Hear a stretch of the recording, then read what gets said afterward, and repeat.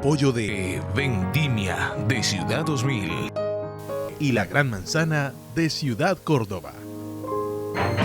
Buenas tardes. 327 agresiones se han registrado en lo corrido del año contra conductores del sistema de transporte masivo MIO. En muchas ocasiones este tipo de actos delictivos van acompañados de vandalismo contra los vehículos. María José Villada en Series Noti 5.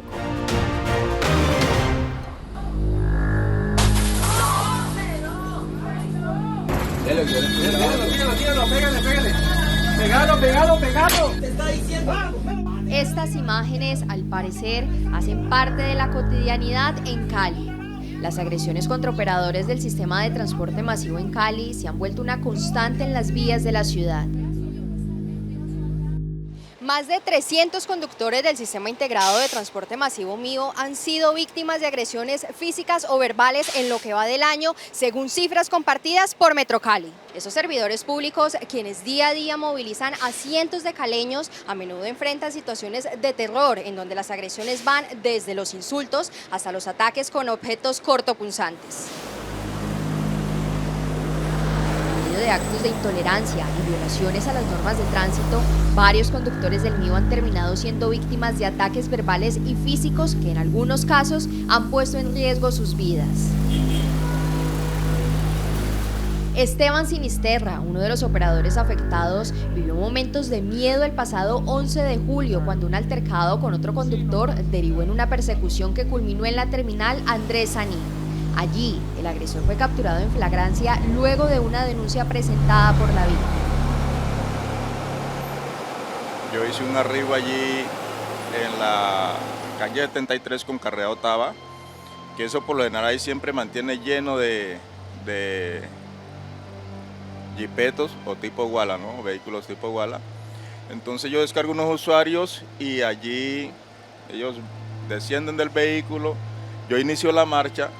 Y cuando yo voy ya rebasando cierta distancia, hay un vehículo que va a salir de los que he mencionado, tipo Guala, y entonces él cuando mira que yo voy pasando, él, se detiene, pues queda así, yo lo miro por el retrovisor, no lo toco, yo continúo mi marcha. Más adelante el señor me alcanza y empieza pues a manotearme, a madrearme, y no obstante, conforme a esa situación, me atraviesa el vehículo, ¿sí? Para que yo detenga la marcha.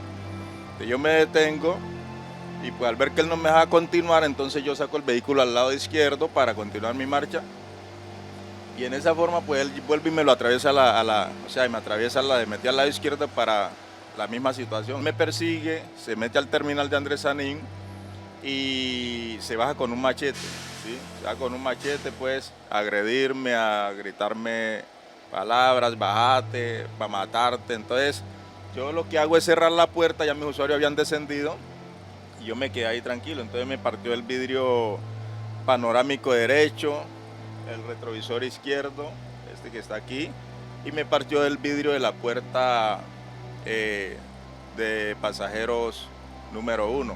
Otro caso que generó gran consternación ocurrió en el oriente de Cali. Un conductor del MIO fue atacado con piedras y cuchillos por un grupo de personas que protagonizaban una sonada. Noti 5 registró este episodio en el que resultó herido y su vehículo sufrió múltiples daños. Eso fue una cosa aterradora porque yo pensé que me iba a morir ahí con ese poco de gente ahí, me metieron dentro del carro, me robaron, me ultrajaron y me llevaron todas las pertenencias.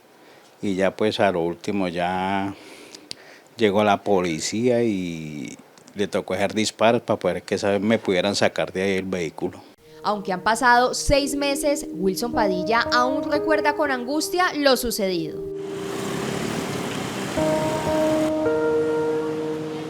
Qué lindo, nos vio. Según cifras de Metrocali, entre enero y el 30 de junio de este año, 604 buses han sido vandalizados. Las comunas del centro y oriente de la ciudad concentran la mayoría de estos incidentes, donde en repetidas ocasiones los operadores también resultan lesionados.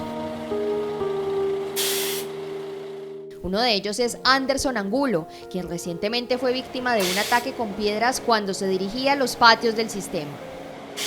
Yo paro ahí en el semáforo. Pues que como es de ley lo del semáforo, y pues cuando yo veo que De lado de allá, una piedra. Pero una roca me quiebra el vidrio y me impacta en la cabeza. Y cuando yo llego y vuelvo a mirar, miro que viene otra piedra. Me agacho y me pega en el parabrisas delantero del vehículo. Y yo dije, ve, ¿y esto qué fue? ¿De a dónde? ¿Y cómo? ¿Y por qué? ¿Sí me entiende? ¿Y por qué? ¿Y sin razón? ¿O qué yo hice? Que no sé nada, ¿por qué vienen a vandalizarme el carro o atacar al conductor? Aunque el impacto no causó lesiones graves en su rostro o cabeza, no era la primera vez que enfrentaba este tipo de agresiones. Yo termino mi turno en Andrés Sanín, en la estación Andrés Sanín, y me vengo para los patios de acá del sur, me vengo por toda la ciudad de Cali. Había un accidente y yo voy pues pasando, están dando vía, yo paso. Y cuando quebró un paso, brum, una botella de cerveza, me quebró un vidrio trasero de la puerta de atrás. A diario, los conductores del Mío enfrentan riesgos en medio del tráfico. Entre los hechos más graves está la quema de buses durante manifestaciones, lo que representa una pérdida millonaria para el sistema y una afectación directa al servicio para los usuarios. Estos buses, por el modelo que son, están aproximadamente en el mercado unos 800 millones. Pero para reponerlos, obviamente ya toca modernizar la flota y un bus nuevo debe estar aproximadamente en 1.300, 1.400 millones de pesos. Más que el valor de la intervención, de cambiar el vidrio, obviamente es el valor de oportunidad porque estamos perdiendo un vehículo para prestar pues, el servicio a la ciudad de Cali. Es un vehículo que diariamente recorre aproximadamente 230 kilómetros, pues imagínate cuántos recorridos alcanza a hacer, cuánto servicio perdemos, cuánta gente deja de movilizarse, pues por culpa de una persona intolerante. Detrás del volante hay historias humanas. Michael es una de ellas. A pesar de los insultos y agresiones físicas que ha padecido, sigue comprometido con ofrecer un servicio digno y seguro para los caleños. Yo vengo de un pueblo que se encuentra en el Tolima, se llama Villahermosa, Tolima. Yo era recolector de café, pero tenía mi licencia hace muchos años, aprendí a conducir en una chiva. Un amigo que le decimos Betún de cariño en el pueblo, él me enseñó. ¿Qué pasó? Yo me aburrí de esa situación de estar en finca buscando cosecha y cosecha en los departamentos, entonces busqué como la opción de una empresa que me diera la oportunidad y todo. Por Computrabajo busqué y ellos me recibieron la hoja de vida inmediatamente, como a los 15, 20 minutos me llamaron. Nosotros estamos ahí sentados, parecemos robóticos, pero nosotros también somos humanos. Nosotros un simple buenos días, a nosotros nos hace feliz y nos llena, nos sentimos orgullosos de la labor que desempeñamos en esta empresa. Con un simple saludo, un simplemente agradecimiento. Muchas gracias, señor operador. Uno se siente feliz. En lo que va del 2025, 327 operadores han sido agredidos. La mayoría de los casos están relacionados con la invasión del carril exclusivo por parte de motociclistas y conductores de vehículos particulares, lo que suele desencadenar enfrentamientos. Desde Metrocali hacen un llamado urgente al respeto por la vida y por las normas de tránsito. Recuerdan que las multas por invadir el carril del Mío pueden ser superiores a 1.731.000 pesos y los agresores pueden enfrentar procesos penales. Que es claro que al ser diseñado un carril para que nuestros buses transiten es porque el espacio está diseñado única y exclusivamente para el uso de nuestros buses. Entonces, cuando invaden estos carriles, pues los conductores pueden llegar a tener daños, choques con sus vehículos y de esta manera agreden a nuestros conductores, se bajan con respuestas violentas sobre la flota, sobre nuestros buses y obviamente sobre nuestros conductores. Cualquier persona que vandalice nuestra flota de buses o que agreda a cualquiera de nuestros conductores va a tener unas sanciones que están descritas en el Código de Policía Nacional y por lo tanto pues va a ser más costoso y más difícil y va a ser la generación de un conflicto que no es necesario cuando respiramos, tomamos una pausa y buscamos las vías legales para la solución del impasse que se esté presentando. Ante este panorama, los operadores insisten en un mensaje claro. El respeto mutuo entre ciudadanos y conductores es esencial para garantizar la seguridad de todos en la vía. más tolerancia con nosotros y con los mismos usuarios, que no la emprendan contra los conductores del servicio masivo, porque nosotros madrugamos 3 de la mañana, 2:30 de la mañana y venimos a prestar un servicio y la gente nos agrede sabiendo que estamos transportando vidas, porque uno aquí lleva, en un ejemplo, en un articulado lleva 160 pasajeros y el responsable de esas vidas somos nosotros los conductores. Entonces yo invito a la gente a que tenga más tolerancia y sean más cívicos y nos traten bien. Tanto los operadores del MIO como Metrocali y diversos sectores de la ciudadanía coinciden en el mismo llamado: solucionar los problemas de manera pacífica, privilegiando el diálogo y la tolerancia. Solo a través de la construcción de una cultura ciudadana basada en el respeto mutuo es posible mejorar la convivencia en el transporte público y la vida urbana en la ciudad. Este es un informe de María José Villada para Noti5, el noticiero de mayor trayectoria en el país. El reciente decreto del Gobierno Nacional que transforma el sistema de salud en Colombia ha generado rechazo entre gremios médicos y sectores políticos. Persisten las dudas sobre su viabilidad operativa. Gran polémica ha generado el decreto del Gobierno Nacional que establece un nuevo modelo de salud preventivo, predictivo y resolutivo, el cual fue adoptado sin pasar por el Congreso de la República. La decisión, liderada por el ministro de Salud, implica un cambio estructural en el sistema, aunque mantiene sin modificación el flujo de recursos y los nombres de las actuales EPS, que ahora pasarán a ser gestoras de salud.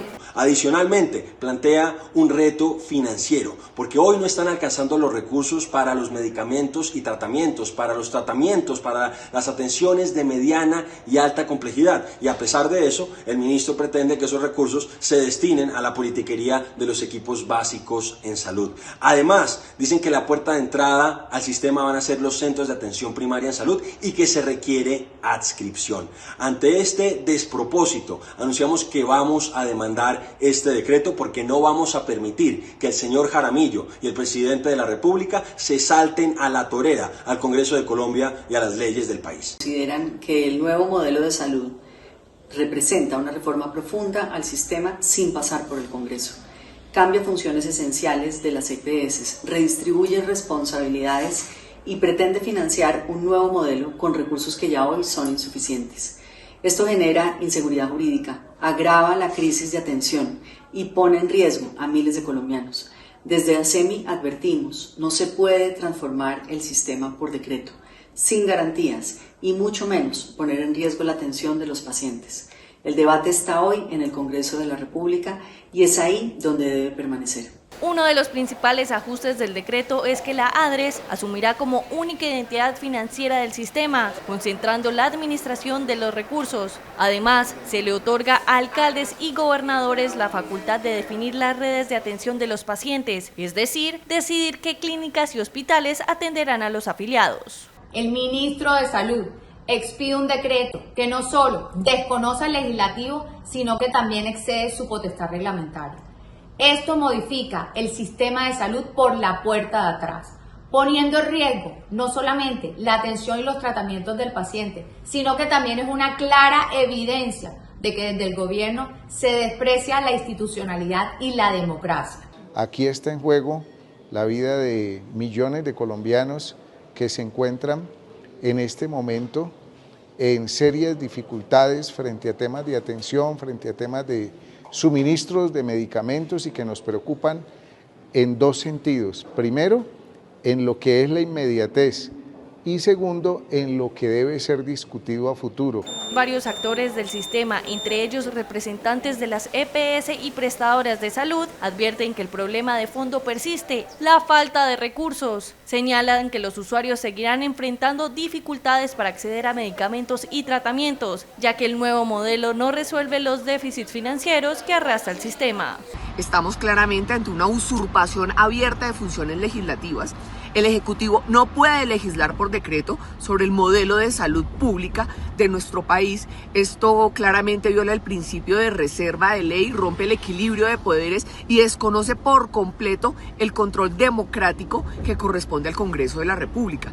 Pero lo más grave es que el decreto no garantiza el acceso a los medicamentos, a las citas médicas oportunas, ni a la continuidad de las unidades de urgencia. Por el contrario, a mi juicio crea una incertidumbre financiera, operacional y jurídica para pacientes, para profesionales de la salud y para prestadores de servicios. Cuando usted tiene unas funciones de las EPS dadas por ley, pues no puede dárselas a los territorios por un decreto. Evidentemente, ley mata decreto.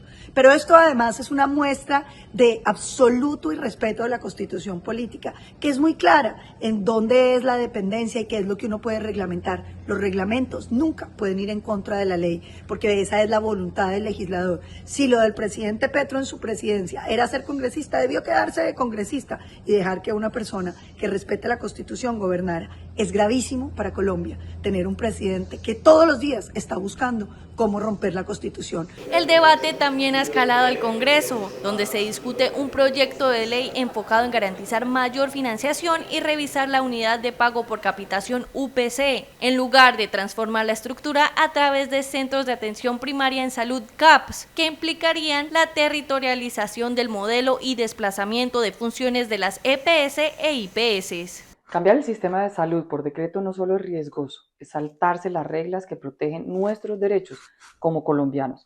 Y eso es lo que está haciendo el decreto 058 del 2025, que busca modificar por completo cómo funciona la salud en Colombia sin pasar por el Congreso y sin escuchar a la ciudadanía. Esto es una acción muy grave. ¿Por qué? Porque hay una ley superior, la Ley Estatutaria de Salud, que exige que cualquier cambio profundo en este derecho, el de salud, se haga con participación, transparencia y respeto por la Constitución. Este decreto impone una nueva forma de organizar los servicios, cambia el papel de quienes prestan atención y le da más poder al Ministerio de Salud sin controles claros. El decreto 858 expedido por el Ministerio de Salud es un paso más a la estatización del sistema de salud en Colombia y a la precarización de la calidad en el acceso a la salud por parte de los colombianos. Es un golpe bajo a la institucionalidad, queriendo suplantar lo que no hizo el Congreso de la República a través de un decreto. Este decreto expedido por parte del Ministerio de la Salud asegura más el manejo de los recursos de la salud en manos de los políticos y los politiqueros. Juristas y sectores políticos han advertido que este decreto podría ser inconstitucional al exceder las competencias del Ejecutivo en una materia de alto impacto social como la salud. Será el Consejo de Estado o la Corte Constitucional, en caso de demandas, quienes determinen la legalidad de este nuevo y controvertido decreto. Una nueva travesía fluvial busca conectar naturaleza, turismo y sostenibilidad en el departamento del Valle. El recorrido hacia la laguna de Sonso ofrece paisajes y avistamiento de aves y reactivación económica para las comunidades que habitan a orillas del río Cauca. Nos encontramos en la inmensidad del río Cauca, un río que ha estado marcado en el imaginario de la sociedad por la contaminación y la violencia. Sin embargo, esa imagen cambia hoy. El vuelo del Garzón Azul, una iniciativa de la Corporación Autónoma Regional del Valle, es un recorrido ambiental que inicia en el municipio de Guacarí y termina en Guadalajara de Uga, donde, como pueden observar, se puede apreciar gran variedad de fauna y flora.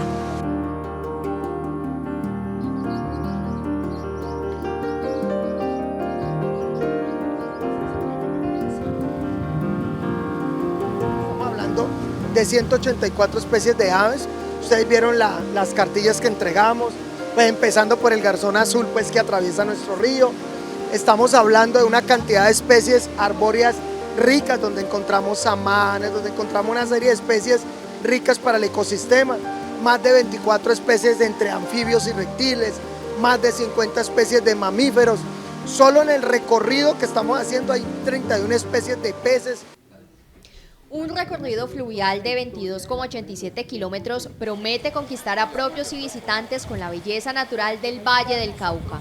Esta nueva ruta turística por el río Cauca nace como el resultado de un proceso de recuperación ambiental que también busca impulsar la economía de comunidades de pescadores y areneros.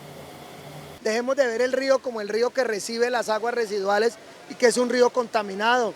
Miremos las orillas, cómo está recuperado, la cantidad de especies de aves, de peces, de reptiles, de anfibios, de mamíferos. Si tú no conoces la realidad del río, no sabes qué tienes que hacer para mejorarlo. Eso fue lo primero que nos propusimos y de ahí los resultados. Por eso es que vamos a entregar 11 plantas de tratamiento, ya entregamos 5. Este año entregamos 3 más. Por eso hemos sembrado ya casi 11 millones de árboles. Por eso hemos sembrado 5 millones de peces. Tras poco más de una hora de navegación por las tranquilas aguas del río, la travesía llega a la laguna de Sonso en Buga, un santuario natural rodeado de ecosistemas verdes que albergan cientos de aves. Nuestra protección es del ecosistema lagunar como tal. Digamos que nuestro objetivo primordial es la conservación también de la gran laguna, la laguna de Sonso, que es el último humedal grande del suroccidente colombiano con 745 hectáreas. Pues al llegar acá las aves migratorias debemos de cuidar tanto el espejo como la flora y la fauna existente, para que tengan donde llegar las aves que vienen de Norteamérica en tiempo de migración, que es ahorita en octubre. El lugar, además de su riqueza ambiental, ofrece experiencias como el avistamiento de aves y paseos en kayak. Las comunidades cercanas, tradicionalmente anfibias, han adaptado su vida al entorno fluvial, convirtiéndose en protagonistas de esta nueva apuesta ecoturística. Este territorio es un territorio inundable, hace parte del sistema Ramsar Laguna de Sonso, y al ser inundable ha implicado que muchas comunidades se adecúen y se adapten a la forma del territorio. En algunas temporadas de lluvias este territorio se inunda completamente y uno creería que es un problema muy complejo para la comunidad, pero se convierte en una oportunidad de vida. Estas comunidades aprendieron a vivir en tierra y a vivir en agua, así como los anfibios, por eso se consideran comunidades anfibias, y lo que hacen es aprovechar todo lo que trae consigo esta inundación. Esta inundación trae bonanza, esta inundación trae sustratos de suma importancia para la riqueza mineral del territorio. El proyecto contempla la construcción de más muelles a lo largo de los 400 kilómetros del río Cauca, con la meta de posicionarlo como un atractivo turístico de escala nacional e internacional. 2 cámaras de fotodetección fueron destruidas esta semana en el sur de Cali cuando detonaron igual número de explosivos sobre esta infraestructura tecnológica para la regulación de la movilidad en la ciudad. Así amanecieron 2 importantes puntos de movilidad en la capital del Valle. El primer hecho ocurrió en la calle 14 con carrera 80, en el barrio El Ingenio, donde el sistema de fotodetección fue derribado en su totalidad tras la explosión. Minutos después, una situación similar se registró en la calle 25 con carrera 70 en la autopista Simón Bolívar, donde la detonación no solo dañó la red, sino que obligó a suspender el tránsito vehicular durante varias horas. Estos bienes hacen parte del mobiliario urbano de nuestra ciudad, destinado al control, a la seguridad vial, a la recolección de datos para mejorar la movilidad de Cali y mejorar el comportamiento humano en las vías de nuestra ciudad. De acuerdo con las primeras indagaciones, los explosivos habrían sido dejados en bolsas de basuras por 2 hombres que actuaron durante la madrugada. Las autoridades calificaron los hechos como un ataque sistemático contra la infraestructura de movilidad. Desde el CDAB hemos iniciado con la recolección de toda la información para poder tener trazabilidad de los hechos y ser remitidos a las autoridades competentes. Una vez podamos tener esta información, asimismo presentaremos las denuncias correspondientes frente a lo ocurrido en esta madrugada de hoy. Un hecho que generó preocupación entre los habitantes de ambos sectores, quienes aseguran que esto no solo afecta al patrimonio público, sino que pone en riesgo a quienes transitan por las vías. La próxima semana, la defensa del expresidente Álvaro Uribe Vélez presentará el recurso de apelación ante el Tribunal Superior de Bogotá por el fallo que condena al exmandatario por los delitos de fraude procesal y soborno en actuación penal. Efectivamente, su sentido de fallo lo es por un concurso de conductas punibles, soborno en la actuación penal, del artículo 444A, en concurso homogéneo por 3 eventos y en concurso heterogéneo por el delito de fraude procesal, artículo 453 por 2 eventos. Esta fue la decisión final de la jueza 44 penal del circuito con función de conocimiento de Bogotá en el complejo judicial de Palo Quemado. Un fallo histórico que marca un precedente en la historia política y judicial del país al declarar culpable de los delitos de fraude procesal y soborno en actuación penal por el caso de La Picota al expresidente Álvaro Uribe Vélez. Sin embargo, el exmandatario fue absuelto de soborno simple en el caso de la exfiscal Hilda Niño. Finalmente, fallo condenatorio de 2 de los 3 delitos. Tanto el delito de soborno en la actuación penal como fraude procesal establecen unos parámetros de la pena de prisión de 6 a 12 años, una pena de multa que es mayor para el delito de soborno en la actuación de 50 a 2.000 salarios mínimos legales mensuales, mientras que para el fraude procesal es de 200 a 1.000 salarios mínimos legales mensuales. En medio de la extensa jornada de lectura del sentido del fallo que inició en horas de la mañana, la juez Sandra Heredia validó las pruebas de las interceptaciones telefónicas, relojes espías y los testimonios de Juan Guillermo Monsalve y de Yanira Gómez, 2 piezas clave dentro del proceso judicial. La tesis de la Fiscalía General de la Nación, que llegó hasta esa instancia Uribe Vélez, es el presunto envío del abogado Diego Cadena a visitar diferentes exparamilitares, entre los que se encuentra Juan Guillermo Monsalve, para que testificaran a su favor en cuanto a las acusaciones de los vínculos con el paramilitarismo en el departamento de Antioquia. Ahora el proceso de apelación del exmandatario seguirá en el Tribunal Superior de Bogotá. En cada lote de la Gran Manzana de Ciudad Córdoba, te cabe una casa y hasta te caben 2. Cabe una casa para que vivas tú y cabe otra para que la puedas alquilar. Lotes de 105 metros cuadrados. Ven y duplica tu rentabilidad en los lotes de la Gran Manzana de Ciudad Córdoba. Las reacciones a nivel internacional y en el país no se hicieron esperar, declarando que el sentido del fallo tiene tintes políticos. La condena al expresidente Álvaro Uribe Vélez ha generado múltiples reacciones en el ámbito político nacional. Desde el Centro Democrático, partido del exmandatario, se anunció la convocatoria a una marcha el próximo 7 de agosto en señal de apoyo. Además, integrantes de esa colectividad informaron que realizarán una gira por Europa y Estados Unidos para solicitar garantías procesales en favor de Uribe. Estamos convencidos de que hoy se está condenando a un hombre inocente, el presidente Álvaro Uribe Vélez. Por eso los invitamos el próximo 7 de agosto a marchar en todos los rincones del país. Marcharemos por Álvaro Uribe Vélez, por la verdad, por la libertad. Hay que lograr que este país vuelva a ser el país grande, que lo vivimos, lo perdimos, porque lo que no es posible es que condenar a Uribe es condenar su legado mientras tenemos un presidente que es un guerrillero indultado. Hacemos un llamado a la comunidad internacional, a las entidades que trabajan por la justicia. Quieren silenciar nuestro máximo líder en Centro Democrático, el hombre que contiene la avanzada del socialismo en el mundo, especialmente en Sudamérica. La senadora Paloma Valencia, junto con los líderes venezolanos Leopoldo López y Lilian Tintori, expresó su rechazo frente al fallo judicial. Piensan las dictaduras, ya no son tanques llegando a los palacios, son las decisiones de los jueces manipuladas por la política que ponen presos a los opositores políticos y la gente aplaude sin darse cuenta que se está destruyendo la democracia.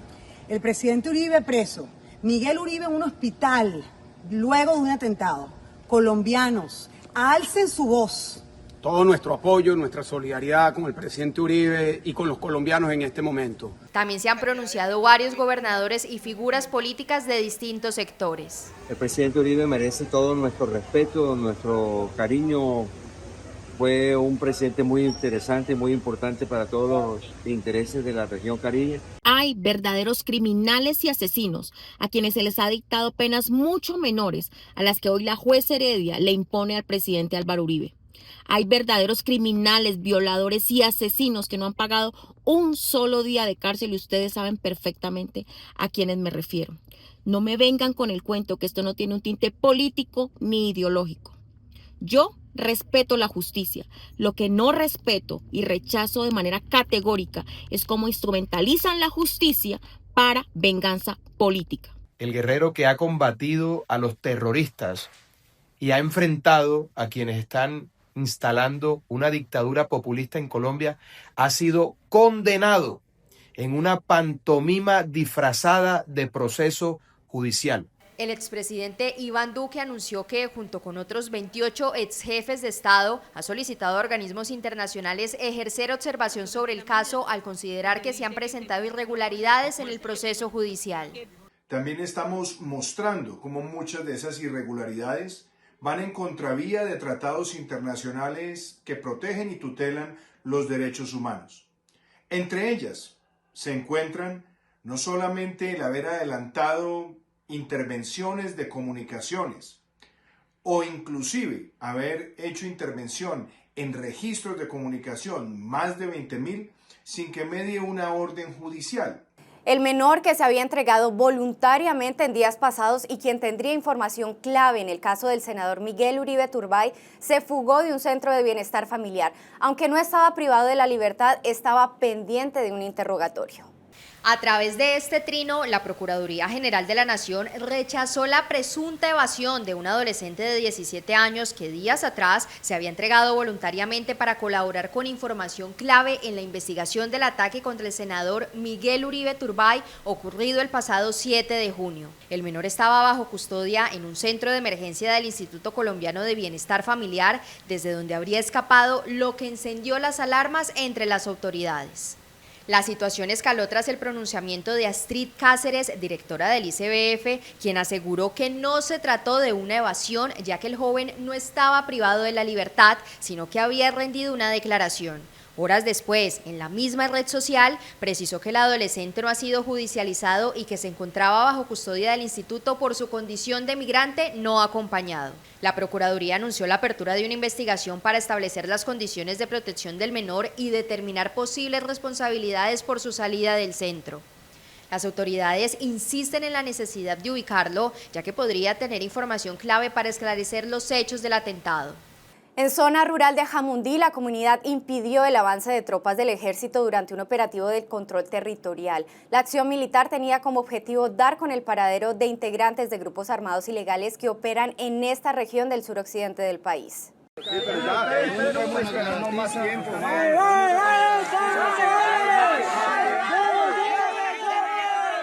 Estos hombres que se ven cubriendo sus rostros serían los responsables de liderar a un grupo de más de 300 personas de la población civil para retirar a tropas del ejército en los sectores de Ampudia y Villa Colombia, zona rural del municipio de Jamundí.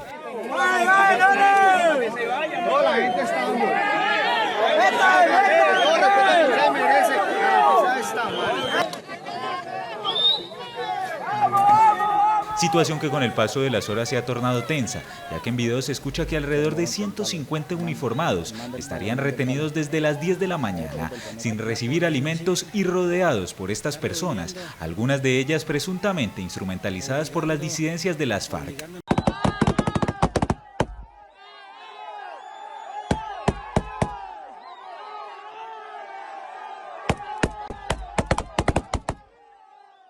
Militares que se encontraban realizando patrullajes como parte de la Operación Escudo del Norte, cuyo objetivo es combatir al Frente Jaime Martínez. Se debe recuperar el control territorial, no se puede ceder ante el terror y la intimidación, pero urgen medidas para proteger a la población afectada, con presencia efectiva de la Defensoría del Pueblo y la Personería. La tercera división del Ejército denunció que al parecer integrantes de la Jaime Martínez habrían amenazado a la población con cobrar 5 millones de pesos si no apoyaban la azonada contra las tropas.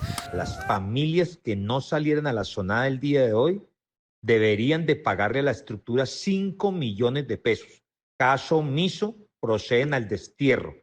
Y si tampoco acceden al destierro, son eliminados de la faz de la tierra, así tal cual lo está mencionando la estructura Jaime Martínez al mejor estilo Carlos Patiño en el Cañón de Micay. Sector en el que además de los constantes combates se ha logrado desactivar más de 10 artefactos explosivos y se ha realizado la quema de pendones alusivos a esta estructura. Y ahora las disidencias estarían instrumentalizando a la población para retener alrededor de 77 soldados. Esto es muy grave, pero debemos respaldar más que nunca a nuestras fuerzas militares y a la institucionalidad. En otros videos se observa que algunos civiles habrían resultado heridos en medio de hechos que aún son materia de investigación, por lo que tuvieron que recibir atención por parte de otros miembros de la comunidad antes de ser trasladados al Hospital Piloto de Jamundí. La Infantería de Marina se pronunció sobre la masacre ocurrida en el Bajo Calima cuando una disputa al interior de un grupo al margen de la ley dejó como resultado 9 personas muertas.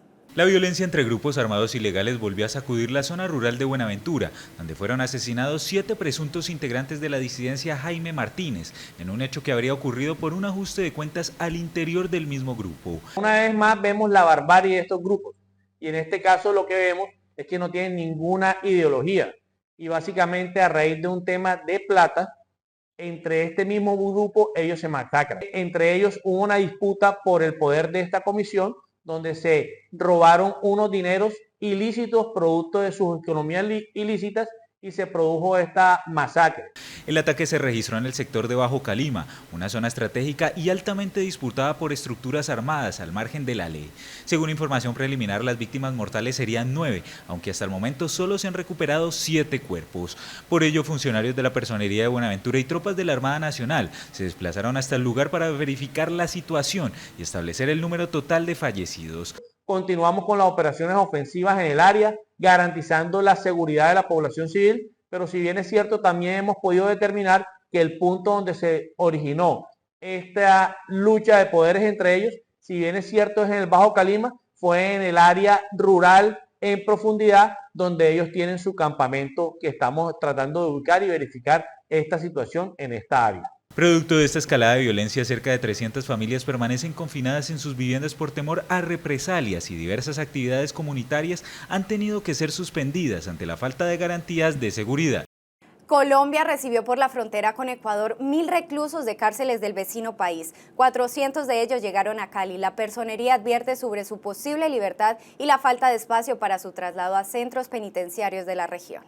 La masiva deportación de colombianos privados de la libertad desde Ecuador ha encendido las alarmas en el suroccidente del país, particularmente en los departamentos de Nariño y Valle del Cauca. Se presume que unos 1.000 presos serían trasladados a cárceles de estas regiones, lo que ha generado preocupación entre las autoridades locales, quienes advierten que los centros penitenciarios ya presentan una crítica sobresaturación que limitaría su capacidad de recibirlos. Una de las alertas más contundentes fue emitida por la Personería de Cali, al informar que unos 400 privados de la libertad podrían llegar a la cárcel de Villahermosa, que cuenta con una capacidad de 1.884 internos, pero hoy alberga 3.769. ¿En qué condiciones jurídicas y judiciales se repatrian estas personas? En tanto que de venir a cumplir condena en nuestro país, Cali no estaría en capacidad de recibirlos por cuanto no se cuenta con las condiciones operativas y logísticas para albergar este número de personas. A esta situación se suma el grave hacinamiento en las estaciones de policía de la ciudad, que supera el 800%, impidiendo cualquier posibilidad de ingreso de nuevos detenidos desde el vecino país. Una realidad similar se vive en Nariño, donde se alerta sobre la llegada de aproximadamente 600 presos, quienes serían reubicados en diferentes centros penitenciarios de la región. Se prevé que para esta semana, digamos, y en estos días lleguen nuevas personas supuestamente privadas de libertad por parte del gobierno ecuatoriano. Según el conocimiento que tenemos, según la información que se ha compartido a Migración, se cuenta con unas 400 personas que aún estarían por llegar al país de nosotros, de Colombia. Las autoridades también aseguran sobre las condiciones de salud en las que podrían llegar los internos, por lo que piden una intervención urgente del gobierno nacional para garantizar la dignidad y los derechos humanos de los privados de la libertad. En la capital del Valle se abrió una oficina de Interpol que permitirá trabajar con la Policía Nacional para desmantelar los grupos que se dedican al multicrimen. Una nueva unidad de la Interpol llegó a Cali con el objetivo de reforzar la lucha contra el crimen organizado y mejorar la cooperación internacional en materia de seguridad. Es una iniciativa que se materializa con investigadores de alta calidad preparados en el orden internacional y van a estar aquí en la ciudad de Cali apoyando la seguridad. Con esta sede, la capital del Valle se convierte en la tercera ciudad del país en albergar una oficina de esta organización policial internacional que conecta a 196 países. Su presencia no solo impulsará la prevención y combate de delitos que trascienden fronteras, sino que también fortalecerá las capacidades de inteligencia y respuesta ante amenazas globales. Los delincuentes que están delinquiendo y que están ubicados o sentados en este territorio del país, los vamos a ubicar para dejarlos a disposición de las autoridades competentes. La instalación de esta unidad posiciona a Cali como una ciudad moderna, segura y comprometida con el orden internacional, al nivel de otras capitales del mundo que ya cuentan con representación de Interpol. Es un mensaje a los delincuentes, es un mensaje para decirles donde se escondan, sea en el Valle, sea en Colombia, sea internacionalmente, se van a encontrar. Y yo creo que eso es fundamental. Tercero, pues vamos a tener la posibilidad de que haya más inteligencia, pues una inteligencia mucho más grande, vamos a poder generar muchas más acciones contra el narcotráfico, contra el terrorismo, contra todas las acciones de la delincuencia y como les digo, fundamental para nosotros que los delincuentes no van a tener dónde esconderse. Durante lo corrido del 2025, las autoridades han reportado 9 capturas de prófugos internacionales en la ciudad, resultado del trabajo articulado entre organismos locales y agencias internacionales. Hasta aquí las principales noticias de esta semana en Noti5. Los esperamos el próximo lunes a las 8 de la noche o antes si algo extraordinario ocurre. No olviden suscribirse a nuestro canal de YouTube y visitar nuestra página web noti5.tv. ¡Feliz fin de semana! Con el apoyo de Vendimia de Ciudad 2000 y La Gran Manzana de Ciudad Córdoba.